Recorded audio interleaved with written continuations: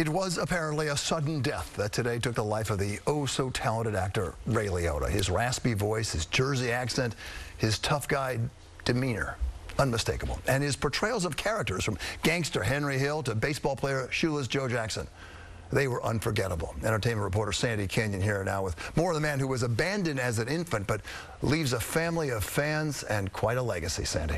Yes, Bill. Ray Liotta was adopted from an orphanage when he was just 6 months old. He was close to those who raised him and didn't forget the Jersey friends he left behind. Liotta is being remembered as a warm and kind man with many more facets to his personality than shown in those intense portrayals he did so well. He was one of the Goodfellas, a character named Henry Hill, who helped pull off one of the biggest heists in history for real. And who better to play an iconic gangster from our area than a child of Newark and Union named Ray Liotta? There's something very energizing about playing pretend with people who really are in it. One of those people, Lorraine Bracco, tweeted she was shattered by Liotta's death and added fans approach her about Goodfellas all the time. They always ask what was the best part of making that movie. My response has always been the same: Ray Liotta. By then, he'd already starred in another film destined to become legendary. On A Field of Dreams, he played another real character, Shoeless Joe Jackson, back from the dead and talking about his role fixing a World Series for gamblers. Getting thrown out of baseball was like having part of me amputated. Liotta got his start on a soap opera just across the river from where he grew up.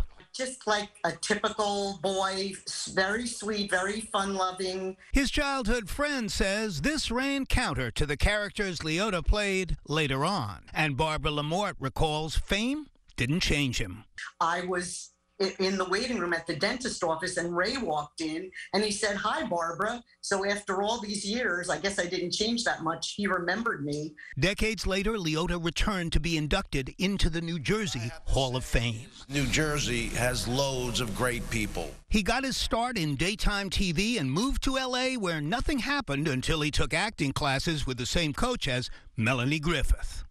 Let him go. In Something Wild, he played her husband, which began a series of memorable parts. Later, a lull meant the films were not quite as successful, but he became a hero to a new generation as a voice for the video game Grand Theft Auto. Funny, you're a funny guy. The veteran character actor, who never became a really big star, had recently been enjoying a career resurgence, playing 2 roles in a big-screen prequel to The Sopranos called, fittingly enough, The Many Saints of Newark. Stay out of his life. Robert De Niro, so memorable as one of the Goodfellas, said he was saddened to learn of Ray Liotta's passing and went on to say he is way too young to have left us, and so many agree. The late actor told GQ in 2019 that he'd never seen Field of Dreams all the way through because his beloved mother got very sick around the time of that movie, and those memories meant he was never able to face watching one of his best movies. His childhood friend telling us he was very close to both of his parents. Bill? Amazing guy. Sandy, thank you. There has been, in fact, plenty of reaction coming into Ray Liotta's death, and we posted a lot of it on our platforms on the internet. But there's one tweet we wanted to show you from Lorraine Bracco, the actress, the same age as Liotta, who grew up, by the way, in Brooklyn, not New Jersey like Ray did, but very close. She played Liotta's wife on Goodfellas, and she wrote, "I can be anywhere in the world and people will come up to me, tell me their favorite movie is Goodfellas.